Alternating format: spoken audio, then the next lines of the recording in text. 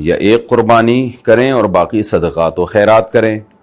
اگر کوئی شخص ایک واجب قربانی کرتا ہے، باقی نفلی قربانی کے بجائے غریبوں کی نقد مالی امداد کرے تو ثواب کون سی صورت میں زیادہ ہوگا؟ ایوب صاحب کراچی. دیکھیں ثواب کے مختلف اقسام ہیں.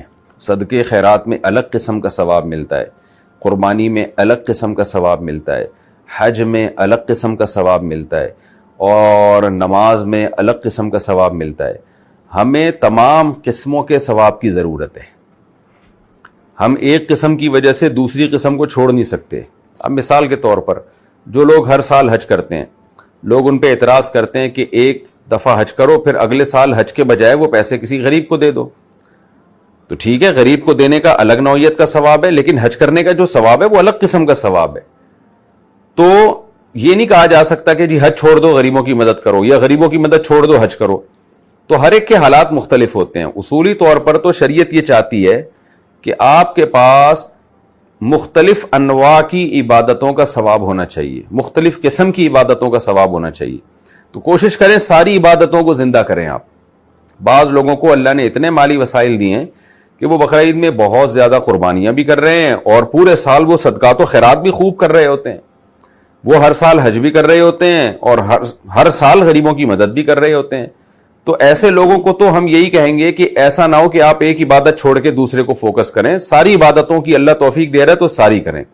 تو جو اتنے مالدار لوگ ہیں وہ قربانی بھی بہت کریں بقرعید کے دنوں میں، اور غریبوں کی مدد بھی، یعنی الگ سے پیسے بھی پورے سال وہ دیتے رہتے ہیں، صدقہ خیرات کرتے رہیں. تو ایسے مالداروں کو تو یہی مشورہ دیا جائے گا کہ بقرعید کے دنوں میں زیادہ قربانیاں کریں. وہ وجہ اس کی ہے کہ صدقات و خیرات تو پورے سال ہوتا رہے گا، قربانی کے 3 دن ہے، اس کے بعد یہ موقع نکل جائے گا، اس کے بعد جانور ذبح کرنا کوئی عبادت نہیں ہوگا. تو اس لیے ایسے موقع پہ جانور ذبح کرنے کی جو فضیلت ہے وہ بقرعید کے 3 دنوں میں ہی حاصل ہوگی. لہذا اس فضیلت سے آپ محروم ہو جائیں گے پورے سال. تو جتنا بڑھ چڑھ کے ہو سکے وہ زیادہ سے زیادہ قربانی کریں، اور اس میں پھر گوشت صدقہ کر دیں، وہ غریبوں کو کھلا دیں گوشت، تاکہ دونوں ثواب مل جائے. یہ ان لوگوں کے لیے جو بہت مالدار ہیں، جو پورے سال خوب صدقات و خیرات کرتے ہیں. لیکن درمیانی درجے کی آمدن والے لوگ یا غریب طبقہ، وہ کیا کرے؟ وہ اگر ایک حصہ قربانی کر رہا ہے تو چونکہ ان کے لیے پیسے جمع کرنا مشکل ہوتا ہے اور پورے سال وہ اتنے صدقات و خیرات کرتے بھی نہیں ہیں، تو وہ اگر زیادہ قربانیاں کر لیں گے تو وہ صدقات و خیرات والے فضائل سے محروم ہو جائیں گے.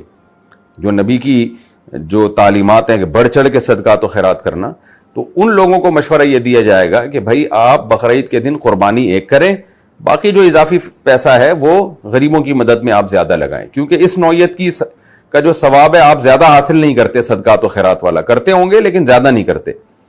تو اس لیے جو درمیانے درجے کے لوگ ہیں یا غریب لوگ ہیں وہ ایک قربانی کر لیں، اور باقی پیسے وہ اپنے غریب رشتہ داروں میں یا کہیں بھی ان پہ خرچ کریں، تاکہ اس فضیلت کا ثواب بھی ایک وافر مقدار میں حاصل ہو آپ کو. لیکن جو اللہ نے جن کو بہت پیسہ دیا ہے تو وہ بھائی دبا کے قربانی کریں، پھر وہ اس میں کوئی حرج نہیں ہے. اور پھر جو پیسہ ہے وہ غریبوں میں بھی ٹھیک ٹھاک لگائیں جیسے کہ لگاتے ہی ہیں. تو مالدار لوگوں میں جو دین ہے، جن کو اللہ کا خوف ہے، وہ یہ دونوں کام کر رہے ہوتے ہیں، تو اس میں کوئی حرج نہیں ہے. لیکن درمیانی درجے کے لوگ اور متوسط درجے کے لوگ، ان کو یہی چاہیے کہ صدقات و خیرات زیادہ کر لیں اور قربانی ایک کر لیں، بہتر ہے یہ. باقی جائز تو سب کچھ ہے، زیادہ قربانی کر لے تو بھی ٹھیک ہے.